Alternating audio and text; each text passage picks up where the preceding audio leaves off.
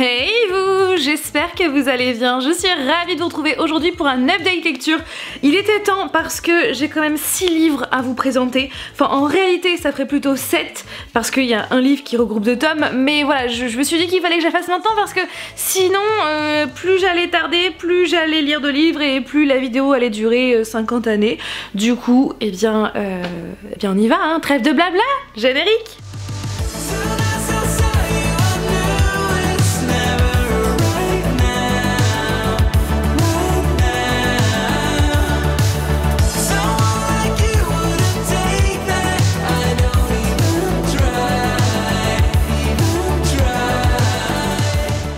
Je commence avec Hôtel Magnifique par Emily J. Taylor que j'ai reçu de la part de la collection Page Turners des éditions Bayard que je remercie très fortement. Préparez vos bagages pour ailleurs, départ prévu à minuit, ceci est un aller sans retour. Lorsque le légendaire Hôtel Magnifique qui se déplace par magie apparaît dans leur ville, Gianni et sa sœur Rosa saisissent leur chance et s'y font embaucher malgré les réticences de Val, le ténébreux portier. Séparé de Rosa dès leur arrivée, Gianni est emporté dans un tourbillon de luxe, de fêtes et de sortilèges. Mais elle comprend peu à peu que l'harmonie apparente qui règne dans l'hôtel n'est qu'une illusion. Que cache Alastair, l'inquiétant maître des lieux, et où est passée Rosa?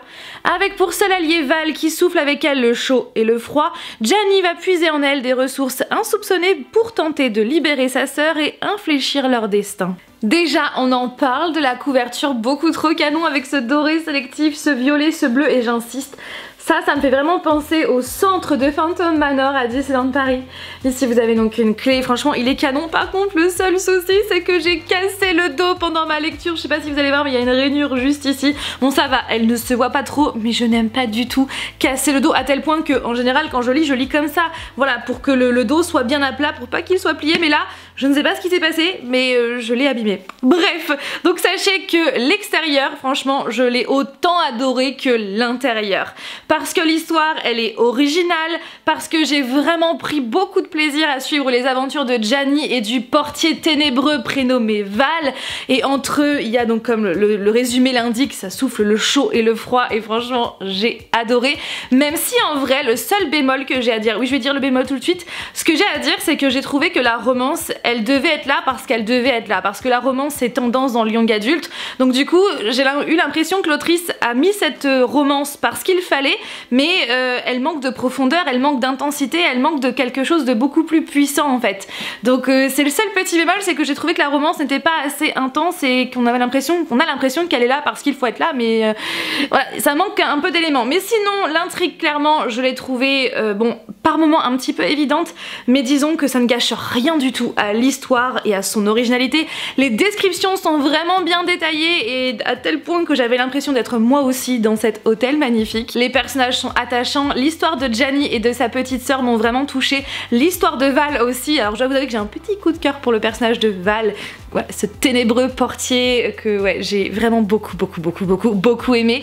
Et ouais, franchement en somme cette histoire elle est vraiment originale, même s'il y a quelques points qui sont évidents, ça ne gâche rien à l'histoire, l'intrigue est prenante, passionnante, c'est vraiment bien décrit, on a l'impression de se retrouver dans cet hôtel magnifique, il y a plein de personnages mais en même temps juste assez pour ne pas se perdre, et c'est ouais, c'est vraiment prenant et addictif, et je l'ai lu vraiment très rapidement, donc vraiment Hôtel Magnifique c'est une histoire young adulte vraiment qui vaut le coup d'être lue, vraiment. Mon coup de cœur de cette vidéo va pour Frost, donc par C.N. Crawford chez les éditions Corrigan. C'est mon premier livre de cette maison d'édition, en tout cas ça commence fort. Le deuxième ça sera Un royaume d'ombre et d'épines si je ne dis pas de bêtises. Et du coup ouais, franchement déjà encore une fois la couverture elle est canon avec cet argenté sélectif, avec cette épée, avec donc les bois de cerf derrière, enfin franchement avec l'aspect givré, franchement je le trouve mais tellement beau ce livre. À 26 ans, Ava ne croit plus en l'amour. La jeune femme mi-fée et mi-humaine, abandonnée à la naissance, s'est toujours sentie comme une paria. En plus, elle découvre le jour de son anniversaire que son petit ami la trompe et elle s'enfuit pour échapper au sombre avenir auquel elle semble destinée. Alors quand Thorin, le roi des failles, annonce qu'il va la choisir pour devenir sa reine, Ava ne comprend pas. Pourquoi le roi voudrait-il qu'elle monte sur le trône alors qu'ils se sont détestés au premier regard? Que cache son sourire diabolique, son air glacial et son allure tellement séduisante? Dans les couloirs d'un palais qui résonne de mille complots, Ava découvre qu'elle ne peut faire confiance à personne, à commencer par le roi lui-même. Mais le plus grand des dangers, c'est cette étrange attirance qu'elle commence à éprouver pour lui. Pour survivre, ils doivent être prêts à tous les sacrifices. Alors là, ce livre en fait, c'est un livre qui mélange donc la fantasy, je dirais même l'urban fantasy, la royauté, le monde des fae, c'est un enemies to lovers de qualité, une romance comme je les aime, et ça parle aussi de compétition. En fait, c'est un savant mélange de tout ça. Je sais même plus parler à tel point, j'ai tellement de choses à dire sur ce livre. C'est un savant mélange de tous ces points-là, et franchement, j'ai tout aimé du début jusqu'à la fin. L'histoire est hyper originale, c'est prenant, c'est addictif, la plume de l'autrice est tellement fluide, tellement ouais, que franchement je l'ai lu quasiment d'une traite parce que je ne pouvais pas le lâcher, c'est trop addictif. Ava, c'est le genre de personnage féminin que j'adore, qui est têtu, qui ne se laisse pas marcher sur les pieds. Elle sait ce qu'elle veut, mais en même temps elle sait ce qu'elle ne veut pas. Et on a aussi Taurine. Alors franchement ça m'a fait trop plaisir de voir ce prénom dans ce livre, parce que la seule fois où je l'ai entendu, enfin je l'ai entendu ou je l'ai lu plutôt, c'était, attendez, il faut que je le trouve, où est-ce qu'il est, ah non, c'est vrai, il est dans ma palle de livres à relire. En fait, Taurine, si vous me suivez depuis longtemps, l'un des premiers services presse que j'avais reçu, c'était de la part d'une traductrice, la traductrice de Edna Walters, qui malheureusement nous a quittés depuis quelques années maintenant. Et donc je pense que c'était il y a peut-être 5 ans, donc la traductrice française de Edna Walters m'avait contactée pour recevoir justement la saga Rune, le premier tome de la saga Rune. Et donc ce qu'il faut savoir, c'est que dans cette saga, le personnage masculin s'appelle Thorin St. James, et depuis j'ai toujours kiffé ce prénom de Taurine, et ça m'a fait trop plaisir de le retrouver dans ce livre. Donc ça y joue beaucoup aussi sur le, voilà, tout de suite je me suis imaginé un peu le même physique de Thorin St. James, mais en plus âgé parce qu'ils ont pas le même âge. Donc clairement quand j'ai vu que c'était Taurine à l'intérieur, ça m'a fait trop plaisir, parce que bon, ce n'est pas du tout le même personnage, mais j'aime trop ce prénom. Donc ouais, le Taurine, c'est un personnage qui est sombre, qui est mystérieux, donc c'est le fameux roi des fae. Il y a vraiment une vibes très Hadès que franchement j'ai kiffé. Alors sachez que oui, on pourrait croire que ça ressemble un petit peu à Hadès et Perséphone comme histoire, alors que pas du tout. C'est peut-être une inspiration très lointaine, mais en tout cas ouais, il a un peu de vibes Hadès, ce Taurine, et franchement ouais, je l'ai trop kiffé, ce personnage tellement mystérieux, ténébreux et en même temps torturé parce qu'il a un passé un peu compliqué. Et ce que j'ai aussi kiffé, c'est qu'on a un double point de vue à l'intérieur. On a aussi bien, donc on a majoritairement le point de vue de Ava, mais on a aussi par moment le point de vue de Taurine, et ça m'a fait trop plaisir parce que j'adore avoir un double point de vue interne. Quand on a aussi bien les pensées de la fille que du gars, franchement je kiffe. Et donc quand elle arrive dans le royaume des fae, bah, elle ne sait pas trop quels sont les us et coutumes chez les fae, ce qui fait que bah, parfois ça donne des scènes un peu hilarantes. Et ouais, clairement j'ai trop aimé la révélation à la fin, franchement elle est top. On a un cliffhanger de malade à la fin, donc vivement le mois de septembre pour lire le tome 2 de cette duologie. Et d'ailleurs je l'ai même pas dit, mais cette duologie s'intitule Frost et Nectar. J'ai toujours aimé ce mot nectar, je trouve ça beau en bouche.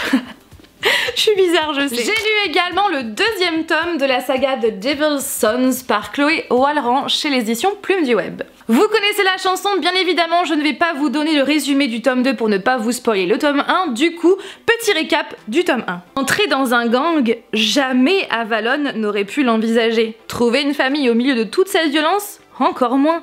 Et pourtant, si je pensais passer ma première année d'université de la façon la plus banale qui soit, concentrée sur mes études accompagnée de 2 ou 3 amis, rien n'aurait pu me préparer au tournant qu'allait prendre ma vie. J'aurais dû comprendre qu'avoir une meilleure amie dont le frère fait partie des Devil's Sons allait être une source d'ennui, mais la dernière chose que j'imaginais, c'était de me retrouver liée aux activités d'un gang païen du Michigan. Encore moins forger une amitié avec ces bad boys armés, et certainement pas être attirée par Clark Taylor, le plus incontrôlable et dangereux de ces garçons. Désormais, je suis piégée et je n'ai qu'une seule option, les aider, contre mon gré. Donc voici le tome 1 et le tome 2 est juste ici, et le tome 3, si je dis pas de bêtises, il est prévu avant la fin de l'année, je crois bien, sachant qu'il n'y a pas eu trop d'écart entre la sortie des 2 premiers tomes, et de base c'est une histoire qui a été connue donc sur Wattpad. Le tome 1, je l'avais bien aimé, bon j'avais trouvé quelques petits bémols, bon je vous invite vraiment à aller voir ma vidéo qui s'affiche juste ici pour en savoir plus quant à mon avis sur le tome 1, mais sachez que le tome 2, eh bien je suis toujours autant mitigée dans le sens où j'aime bien l'histoire.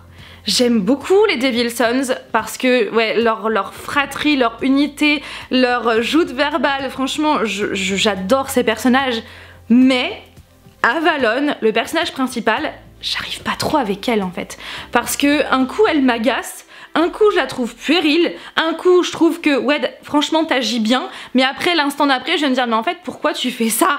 Donc c'est vrai que c'est très en dents de scie. Bon après par rapport au tome 1, le tome 2 je l'ai trouvé vraiment beaucoup plus mature dans son ensemble, mais c'est pas encore l'amour fou avec Avalon. Par contre avec Clark, je kiffe vraiment ce personnage, son côté très ténébreux, incontrôlable, vous avez compris, un très bad boy.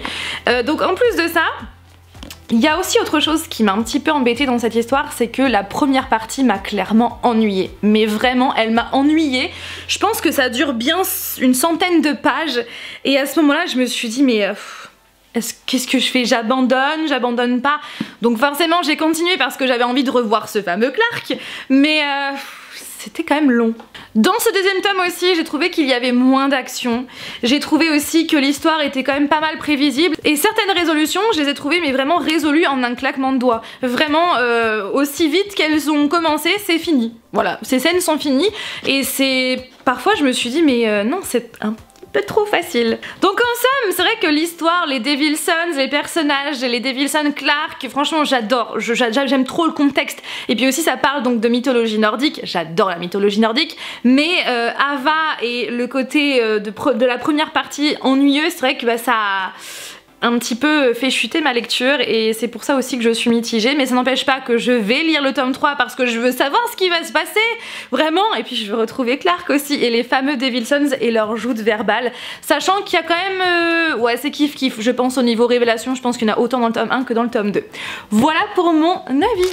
J'ai eu, alors ça oui, j'ai eu un autre coup de cœur, oui je suis toujours là, j'ai eu un autre coup de cœur pour ce livre, pour cette histoire. À contresens par Mercedes Ron, chez les éditions Hachette Roman, que je remercie très grandement puisque c'est eux qui m'ont envoyé ce livre, qui regroupe en fait les 2 premiers tomes de la saga de Mercedes Ron, donc avec la couverture du film qui est disponible sur Prime Video. Et vous savez quoi, avant de vous expliquer pourquoi j'ai tant aimé ce livre, on va parler du résumé. Il y a 3 mois, ma mère m'a annoncé que nous déménagions en Californie chez son nouveau mari millionnaire. Non, ce n'est pas le rêve, c'est un cauchemar. Je dois quitter mes amis, mon copain et par-dessus tout le marché, j'hérite d'un demi-frère. Nick a tout pour me déplaire, surtout quand je découvre son secret, sa double vie. Course de voiture, fille, bagarre, en plus d'être un gosse de riche, Nick est dangereux. Et puis un jour, je me retrouve mêlée à son univers malgré moi. Alors mes certitudes se mettent à vaciller et ma vie a basculé. Vous l'avez compris, c'est une histoire de demi-frère et de demi-sœur puisque Ava va vivre avec sa maman chez donc le nouveau mari de sa mère qui est millionnaire et elle hérite donc par la même occasion d'un demi-frère qui est donc le fils du nouveau mari de sa mère. Donc vous avez compris que pour les personnes qui ont lu notamment D-Dimension I Love You, vous avez compris que c'est le même thème, et c'est vrai qu'au départ j'avais peur que ça soit vraiment une pâle copie de D-Dimension I Love You, et franchement pas du tout. Sachez que j'ai adoré le premier tome, d'ailleurs il faudrait que je continue, mais quoi qu'il en soit, voilà, ce n'est pas du tout. Le point commun c'est juste ce thème là, mais hormis cela, franchement, c'est pas la même chose. C'est pas la même chose, je trouve que cette histoire a sa propre originalité, l'originalité de Mercedes Ron, et j'ai kiffé retrouver sa plume que j'avais déjà découvert dans les 2 livres Face à Face, qui malheureusement n'auront pas de suite puisque la 3e tome n'a pas été traduit en français. C'est trop dommage parce que cette saga c'est franchement une pépite et la plume de Mercedes Ron elle est franchement incroyable et ça m'a fait trop plaisir de la retrouver dans ce livre là. C'est addictif, c'est fluide, agréable, prenant. Les deux personnages, je les ai trop kiffés. J'ai adoré leur répartie, leur joute verbale quand ils sont ensemble. Ils ont chacun leur caractère bien trempé. C'est un Enemies to Lovers de qualité. En plus, pour mon plus grand bonheur, c'est un double point de vue interne. On a un chapitre sous le point de vue de Noah, donc la fille, et le chapitre d'après est sous le point de vue de Nick. Et ça continue comme ça. Donc franchement, j'adore quand on a les deux points de vue. Franchement, c'est une trop bonne idée. Alors je pense que vous le savez, hein, mais à contresens est sorti, le film à contresens est sorti sur Prime Video récemment. Il fait mais vraiment un tabac, mais vraiment partout sur les réseaux sociaux. Et donc ce qu'il faut savoir, c'est que donc c'est donc le film qui s'inspire de ce livre-là, de ces deux premiers tomes.